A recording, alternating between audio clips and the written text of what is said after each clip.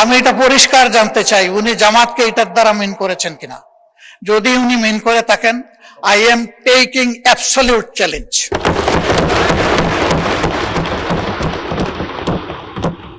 তিনি এটা প্রমাণ করতে পারলে আমি তাকে একটা মেডেল দিব পার্সোনালি।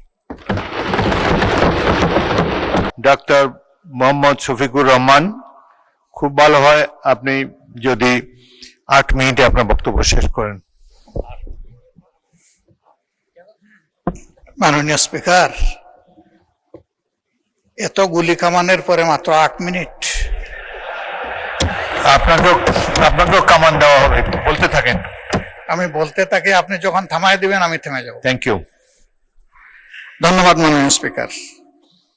নোটিশটি উত্থাপন করেছিলাম জনস্বার্থে। বক্তব্য সবাই যখন দেয় জনস্বার্থেই দেয়। আমরা বিরোধী দলের পক্ষ থেকে পর্যন্ত 4 জন কথা বলেছেন, বা 5 জন আমি এখন বলছি। আমার মূল বক্তব্যে যাওয়ার আগে মাননীয় সংসদ সদস্য এবং স্বরাষ্ট্রমন্ত্রী খুব চমৎকার চমৎকার কিছু কথা বলেছেন, এগুলো একটু স্মরণ করতে চাই আমি। উনি বলেছেন যে share holder is share holder. সে কিভাবে শেয়ার হোল্ডার হয়েছে এটা পরে দেখা যাবে। এটা পরে কেন? এটা তো আগেই এক্সপোজ হয়ে গেছে। সারা দুনিয়া জানে, উনি জানেন না। উনার মতো একজন বিজ্ঞ মানুষ, আমি এটা বিশ্বাস করি না। এই ব্যাংক থেকে উনি একা নিয়েছেন তার নিজের নামেই 82,000 কোটি টাকা, আর তার সমুদয় শেয়ার যেগুলা তিনি কিনেছেন 82% মালিক হয়ে গিয়েছেন, এগুলার মূল্য হচ্ছে মাত্র 12,000 কোটি টাকা। অর্থাৎ তিনি কই তেল দিয়ে শুধু কই বাঁচেন নাই, কইও বাঁচছেন, শোল মাসও বাঁচছেন।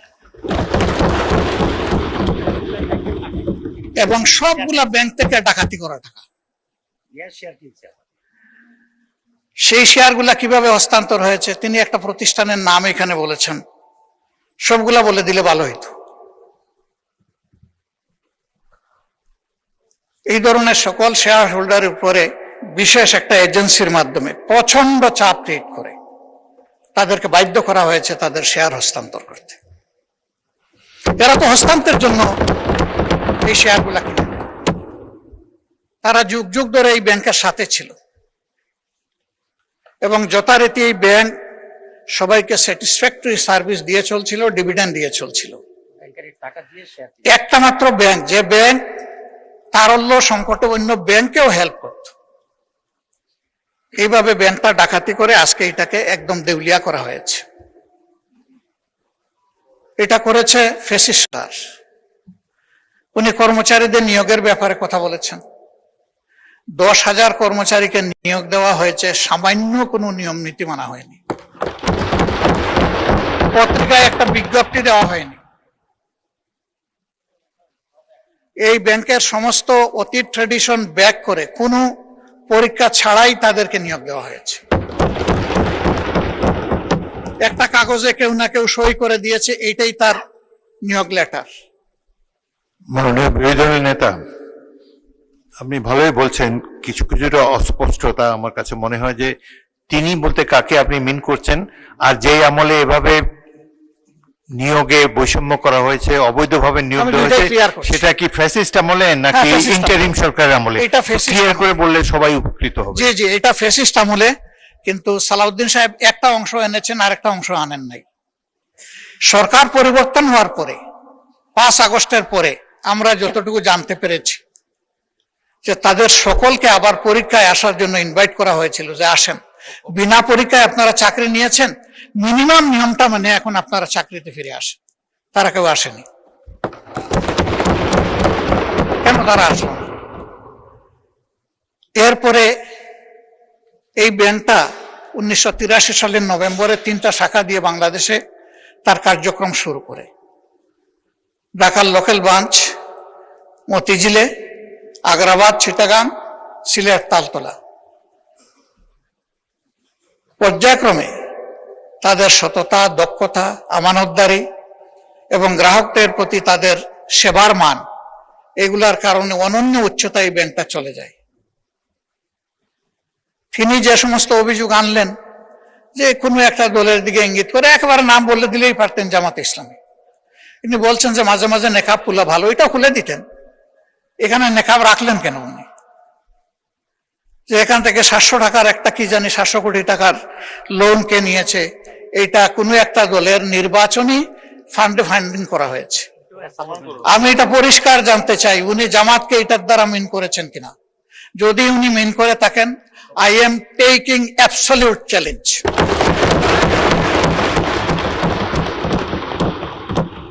তিনি এটা প্রমাণ করতে পারলে আমি তাকে একটা মেডেল দিব পার্সোনালি। এরপরে কার ছেলে কার নাতি কোন কোম্পানি, শুধু ইসলামী ব্যাংক না, যে কোনো ব্যাংক থেকে চুরি ডাকাতি অসততার মাধ্যমে কিছু নিয়ে যদি আত্মসাৎ করে থাকে, তার ব্যাপারে অবশ্যই তদন্ত করে স্টার্ন অ্যাকশন দেশের বিদ্যমান আইনে নেওয়া উচিত। এটা আমি শফিকুর রহমান হলে আমাকেও যেন স্পেয়ার করা না হয়। মাননীয় স্পিকার, এই ব্যাংকটিতে ক্ষুদ্র একজন ব্যবসায়ী হিসাবে আমার বসার সুযোগ হয়েছিল 2005 থেকে 2011 সাল, 6 বছর। ব্যাংকের বোর্ডে বসতাম, শিখতাম, জানতাম, বাংলাদেশের অর্থনীতিকে বোঝার চেষ্টা করতাম। সেই সময়টা এই ব্যাংক এককভাবে বৈদেশিক রিমিটেন্সের 32% পর্যন্ত আর্ন করত। তার ডিপোজিট, তার তারল্য, তার ইনভেস্টমেন্ট, সকল টার্নওভারে ইম্প্যারালাল একটা ব্যাংক ছিল। সবগুলা সরকারি ব্যাংক মিলেও তার সমতুল্য ছিল না। কিন্তু তখন বয়ান বানাতেন একজন বিশেষ অর্থনীতিবিদ, ডক্টর আবুল বারাকাত। তিনিও আঙ্গুল তুলতেন জামাত ইসলামের দিকে, যে এখান থেকে জামাত ইসলামী হাজার হাজার কোটি টাকা নিয়ে যাচ্ছে। তার এই বয়ানের ভিত্তিতেই শেষ পর্যন্ত এই ব্যাংকে অভ্যুত্থান করা হলো, দখল করা হলো। 15.5 বছর দুঃশাসন চালানো হলো। কই প্রমাণ কোথায়? 15.5 বছর তো না, এখনো আবার একই তালে যদি কথা বলা হয়, আমি বলবো আমরা কি আবার সেকেন্ড আবুল বারাকাত হতে যাচ্ছি? আন্দাজ অনুমানের ভিত্তিতে কোন মহিলার কোন কোটেশন সংসদের মতো একটা প্রেস্টিজিয়াস জায়গায়, এগুলো আসলে আমরা আশা করি না। ওই মহিলাকে সংসদে হাজির করা হোক, যদি কোনো প্রভিশন থাকে সংসদে গণশুনানিও হোক, অসুবিধা নাই। আরডিএস প্রকল্প কোনো দলের নয়, কোনো ধর্মেরও নয়। আমি নিজে বোর্ডে ছিলাম, আমি জানি এখানে বিভিন্ন ধর্মের মানুষ এখান থেকে বেনিফিশিয়ারি। এখানে দল ধর্ম দেখা হয় না, এখানে টার্গেট গ্রুপকে প্রাধান্য দেওয়া হয়। উনি কত 11,000 কোটি টাকার একটা রেফারেন্স দিয়েছেন। কে নিয়েছে এটা? আমি, আমার সহকর্মীরা? যদি এরকম হয়, দলের ফান্ডে যদি 1 টাকাও আসে, আমি বলবো সার্চ লাইট দিয়ে এটা তালাশ করে আমাদের বিরুদ্ধে যেন অভিযোগ। মাননীয় বিরোধী দলের নেতা আপনাকে, ওনাদেরকে 15 মিনিট বলেছে, আপনাকে 7 দিয়েছি, আরো 8 মিনিট বলেন আপনি। মাননীয় স্পিকার, আপনাকে ধন্যবাদ। আমি যা আশঙ্কা করছি সেটা এখন বলতে চাচ্ছি। ব্যাংকে পরিবর্তন যে কোনো সময় আসতেই পারে। ব্যাংকের স্বার্থে আসতে হবে, গ্রাহকের স্বার্থে আসতে হবে, মালিকের স্বার্থে আসতে হবে। আমি এই ব্যাংকের একজন মালিক, আমার 10 টাকা মূল্যের একটা শেয়ার আছে। আমি আমার এই শেয়ারের দাবি কখনো ছেড়ে দেব না। আমার এই 10 টাকা মূল্যের শেয়ারের পক্ষে আমি আমার রাইট ধরে রাখার জন্য, এস্টাবলিশ করার জন্য যা করা দরকার তাই আমাকে করতে হবে। আমি তার রাজনৈতিক পরিচয় করব না, আমি করব এই ব্যাংকের একজন গ্রাহক হিসাবে, একজন মালিক হিসাবে। এইভাবে রাজনৈতিক পরিচয় থাকা কোনো দোষের বিষয় নয়। আর এই ব্যাংকের গ্রাহক শুধু জামাত ইসলামের মানুষরাই নয়, এই ব্যাংকের গ্রাহক বিএনপির বহু লোক আছেন, আমার পরিচিত অন্যান্য দলের আছে, অন্যান্য ধর্মের আছে। এটা সকলের ব্যাংক।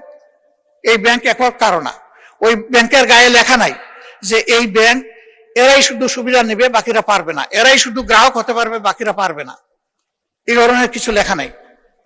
এগুলো হলো বানায়ট বয়ান। ব্যাংকটাকে ধ্বংস করেছেন শেখ হাসিনা এস আলমকে তার হাতিয়ার হিসেবে ব্যবহার করে। আমরা এখন স্পষ্টত দেখতে পাচ্ছি সেই এস আলমকে আবার ফিরে আসার পথ করে দেওয়া হয়েছে। এর প্রমাণ এই যে ডেপুটি গভর্নর বাংলাদেশ ব্যাংকের সাবেক, তিনি রংপুরের রিজিয়নাল ম্যানেজার থাকা অবস্থায়, ডিরেক্টর থাকা অবস্থায় অনিয়মের 52 লাখ টাকার অভিযোগ তার বিরুদ্ধে প্রমাণিত হয়েছে, তাকে তখন শাস্তি দেওয়া হয়েছে। আর 5 আগস্টের পর তিনি স্বৈরাচারের দূষর এবং দুষ্কৃতকারী হওয়ার কারণে তিনি শেষ পর্যন্ত এখান থেকে বাধ্য হয়েছেন চলে যেতে। সেই লোকটাকে এনে এখানে বসানো হলো। তিনি যখন ডেপুটি গভর্নর, তখন এস আলমের সকল অপকর্মের তিনি ছিলেন সহযোগী, এবং সেই হিসাবে তিনি একটা প্রাইজ পেয়েছিলেন। তার স্ত্রীর নামে ভুয়া কোনো প্রতিষ্ঠানের অস্তিত্ব নেই, সেখানে 3.5 কোটি টাকা এক্সিম ব্যাংক থেকে গিফট লোন দেওয়া হয়েছে তাকে। তিনি অসৎ। সেই লোকটাকে এনে একটা বিধ্বস্ত ব্যাংকের মাথার উপর বসায় দেওয়া, এটা কোনো যুক্তিতেই মেনে নেওয়া যায় না।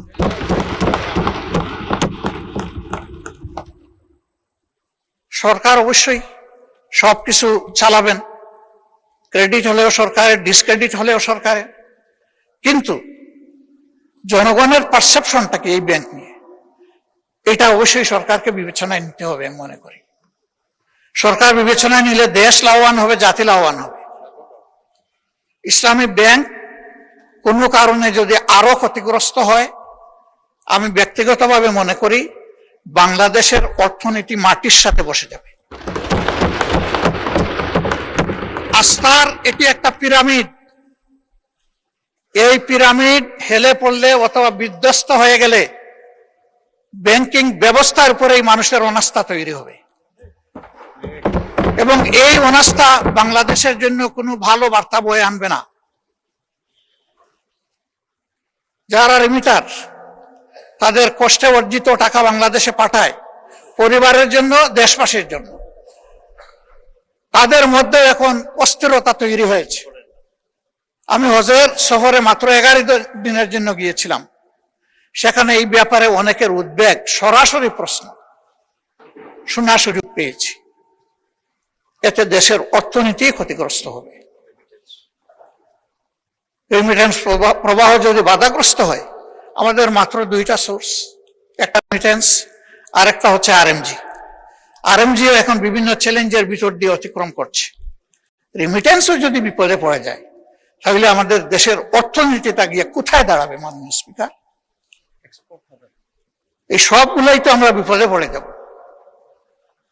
এই জন্য আমরা অনুরোধ করব, জোর জবরদস্তি করে যাদের কাছ থেকে এই শেয়ারগুলা ডাকাতি করে নিয়ে যাওয়া হয়েছিল, অনতি বিলম্বে সসম্মানে সেই মূল্যেই তাদের কাছে আবার শেয়ারগুলা ফিরিয়ে দেওয়া। এরপরে সরকার সকল নিয়ম কানুন মেনে বোর্ড গঠন করবে, পরিচালনা করবে, আমাদের পূর্ণ সমর্থন থাকবে। এই ব্যাপারে আমাদের কোনো আপত্তি থাকবে না। সন্তান তার মায়ের কুলেই তো নিরাপদ। ওরা তো সৎমা হয়ে এসেছিল, ওদের কোনো দরদ ছিল না, ওরা ডাকাতি করেছে। এখন আবার যদি অসৎ লোকদেরকে দিয়ে এই ব্যাংক পরিচালনা করা হয়, যা আছে তাও শেষ হয়ে যাবে, উধাও হয়ে যাবে। আমাদের উদ্বেগটা এই জায়গায়।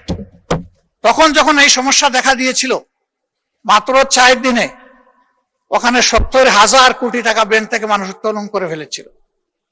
আমরা একটু অনুরোধ জানিয়েছিলাম একজন গ্রাহক হিসাবে, ছোট্ট একজন মালিক হিসাবে, একটু ধৈর্য ধরুন, ব্যাংকটাকে বাঁচতে দিন। থেমে গিয়েছিল। এখন কি বলবো মানুষকে? এখন তো বলার কিছুই খুঁজে পাচ্ছি না। এই জন্য আপনার মাধ্যমে আমি মাননীয় প্রধানমন্ত্রীকে বিশেষভাবে অনুরোধ করব, বিষয়টা নিয়ে তিনি যেন সিরিয়াসলি ভাবেন। কোনো পূর্ব ধারণা থেকে নয়, বাস্তবতার ভিত্তিতে এই ব্যাংকটাকে বাঁচাতে হবে। আমরা বিশ্বাস করি এই ব্যাংক বাঁচলে, তার আগের জায়গায় ফিরে আসলে, ব্যাংকিং ব্যবস্থাপনার উপরে মানুষের আস্থা আবার ফিরে আসবে। অর্থনীতির 2 চাকার 1 চাকা ব্যাংক আর 1 চাকা স্টক মার্কেট। ব্যাংকে আস্থা ফিরে আসলে অবভিয়াসলি হাত ধরে স্টক মার্কেটও আস্থা ফিরে আসবে। আমরা আমাদের দেশটাকে সামনে এগিয়ে যাচ্ছে এটাই দেখতে চাই। আর লেম এক্সকিউজ এবং ব্লেমের যে বিষয়গুলো এখানে চলে আসে, এটা থেকে আল্লাহর কাছে আশ্রয় চাই। অলরেডি 5টা ব্যাংকের গ্রাহকরা রাস্তায় রাস্তায় ভিক্ষুকের মতো ঘুরছে, তারা তাদের বিনিয়োগের কোনো রেজাল্ট পাচ্ছে না, তারা তাদের আমানত ফেরত পাচ্ছে না। আবার যদি সর্ববৃহৎ ব্যাংকের একই বিপর্যয় ঘটে, তাহলে আমরা গিয়ে কোথায় দাঁড়াবো?